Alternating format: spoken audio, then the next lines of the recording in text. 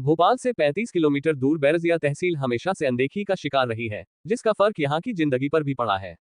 इस इलाके के पिछड़ेपन के चलते यहाँ अपराध की दर उम्मीद से ज्यादा है। जंगलों से घिरे बैरजिया के बाहरी इलाकों में आए दिन हत्या की वारदातें होती रहती हैं। ऐसी ही एक वारदात बीती 26 नवंबर को हुई थी। उन दिनों पूरे मध्य प्रदेश की तरह इस क्षेत्र में भी चुनावी चर्चा और गतिविधियां शवाब थी। चुनाव के वक्त पुलिस वालों को सोने के लिए वक्त नहीं मिलता। उस रात करीब 12 बजे नजीराबाद थाने के इंचार्ज योगेंद्र परमार थाने में बैठे कामकाज निपटा रहे थे कि तभी अधेड़ उम्र के एक शख्स ने थाने में कदम रखा।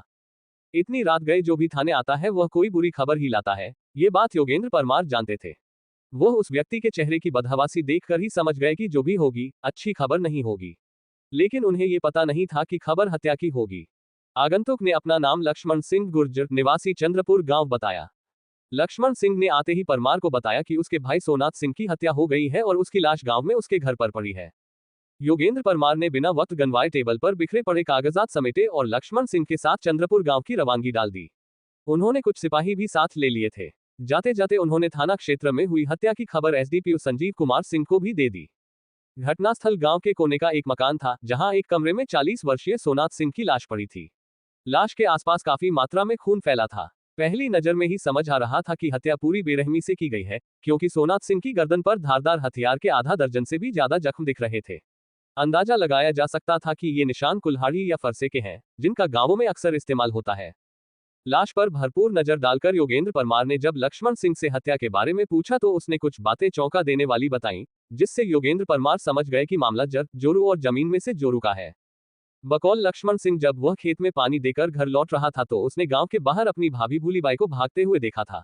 इतनी रात गए भाभी भतीजी को लेकर कहां जा रही है, इस बात से चौंके लक्ष्मण सिंह ने भूलीबाई को रोककर जब उससे बात करनी चाहिए तो बजाय रुकने के उसने अपने कदमों की गति और बढ़ा दी। लक्ष्मण सिंह ही नहीं, ये बात पूरा गांव जानता था कि भूलीबाई और सोनाथ सिंह में आए दिन लड़ाई झगड़ा होता रहता है।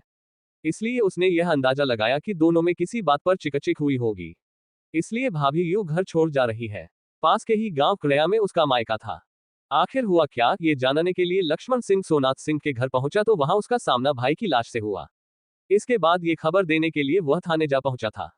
पति की हत्या पर भूलीबाई ने कोई शोरशराबा नहीं मचाया था और न ही किसी से मदद की गुहार लगाई थी। ये बात ही उसे शक के कटघरे में खड़ा करने के लिए काफी थी। लेकिन अंदाजे की बिना पर किसी नतीजे पर पहुंच जाना समझदारी नहीं थी, इसलिए योगेंद्र परमार ने तुरंत पुलिस टीम भेजकर भूलीबाई को थाने बुलवा लिया।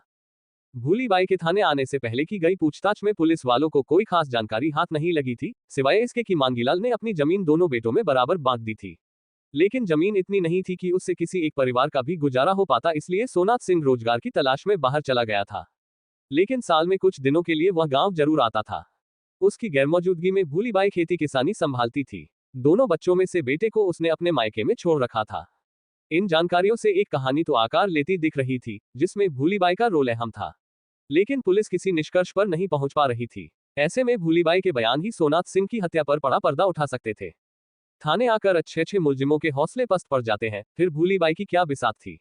लेकिन इसके बाद भी वह नारियों की तरह ही सही पुलिस को गुमराह करने की कोशिश करती रही। पहले तो उसने अपने देवर लक्ष्मण सिंह को ही फंसाने की गरज से यह बयान दे डाला कि जमीन जायदाद के लालच में उसने सोनाथ की हत्या की है। साथ ही यह भी कि इसमें उसके अलावा और लोग भी शामिल हैं। ये और लोग कौन है, इस सवाल पर वह चुप रही। बात यहां तक तो सच लग रही थी कि सोनाथ सिंह की हत्या में एक से ज्यादा लोग शामिल हैं, क्योंकि एक हट्टेकटे मर्द को काबू करना आसान बात नहीं थी। दूसरे घटनास्थल पर किसी तरह के संघर्ष के निशान भी नजर नहीं आ रहे थे। इसका सीधा सा मतलब ये निकल रहा था कि पहले सोनाथ को काबू किया गया, फिर उस पर धारदार हथियार से प्रहार किए गए। जाहिर था, हत्या अगर भूलीबाई ने की थी तो कोई न कोई उसका संगी साथी रहा होगा। लक्ष्मण सिंह पर शक करने की कोई वजह पुलिस वालों को समझ नहीं आ रही थी, क्योंकि वह कोई कहानी गढ़ता या झूठ बोलता नहीं लग रहा था। उलट इसके भूलीबाई अपने बयानों में गड़बड़ा रही थी। पुलिस ने जब सख्ती दिखाई तो कुछ ही देर में उसने अपना जुर्म कबूल कर लिया।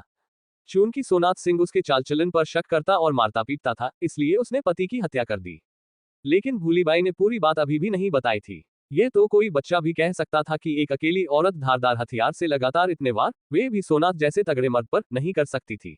अब पुलिस को उसके और टूटने का इंतजार था, जिससे कत्ल की इस वारदात का पूरा सच सामने आ जाए। सोनाथ सिंह की लाश पोस्टमार्टम के लिए भेज दी गई थी। दूसरी कानूनी औपचारिकताएं भी पुलिस वालों ने पूरी कर ली थी। सुबह होते होते सोनाथ की हत्या की खबर पूरे इलाके में फैल चुकी थी। लोग चुनावी चर्चा छोड़ तरह तरह की बातें करने लगे थे। भरपूरे बदन की भूलीबाई को देख कोई भी यह नहीं कह सकता था कि वह 2 बच्चों की मां है।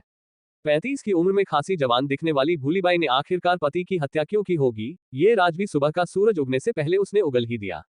पता चला कि इस वारदात में उसका चचेरा देवर प्रेम सिंह और उसका एक दोस्त पन्नालाल भी शामिल थे। नाजायज संबंध का जो शक किया जा रहा था वह सच निकला। हुआ यूं था कि उम्र में आधा रिश्ते का देवर प्रेम सिंह भूलीबाई को दिल दे बैठा था। आजकल हर हाथ में मोबाइल है, जिसका उपयोग प्रेम सिंह जैसे नौजवान पोर्न फिल्में देखने में ज्यादा करते हैं। दिन रात ऐसी ही अश्लील और सेक्सी वीडियो के समंदर में डूबे प्रेम सिंह को औरत की तलब लगने लगी थी, पर प्यास मिटाने का जरिया उसे नजर नहीं आ रहा था। हालांकि गांव में लड़कियों की कमी नहीं थी, लेकिन पिछड़ेपन के चलते और प्राइवेसी न होने के कारण किसी को पटा पाना आसान काम नहीं था। इन दिनों गांवों में निकम्मे और अयाश किस्म के नौजवानों की तादाद तेजी से बढ़ रही है। उनमें से एक प्रेम सिंह का दोस्त पन्नालाल भी था। ये तमाम बातें इस ढंग से हुई, इस्तेमाल मानो इन्हें कत्ल नहीं करना बल्कि बकरी का बच्चा पकड़ना है। हादसे की रात सोनाथ सिंह के गहरी नींद सो जाने के बाद भूलीबाई ने घर का दरवाजा खोला और प्रेम सिंह को अंदर बुला लिया। पहले तो दोनों ने जी भर के जिस्मों की प्यास बुझाए और फिर पन्नालाल को बुलाकर हमेशा के लिए सोनाथ की जिंदगी का चिराग बुझा डाला। सो रहे सोनाथ पर प्रेम सिंह और पन्नालाल ने कुल्हाड़ी से वार किए। इस दौरान भूलीबाई ने पति के पैर पकड़ रखे थे। सोनाथ सिंह नींद में ही नीचे से ऊपर कब पहुंच गया, यह उसे भी पता नहीं चला। प्लान के मुताबिक भूलीबाई बेटी को गोद में उठाकर भागी, लेकिन इत्तफाकन लक्ष्मण ने उसे देख लिया और तीनों पकड़े गए, जो अब जेल में अपनी करनी की सजा भुगत रहे हैं।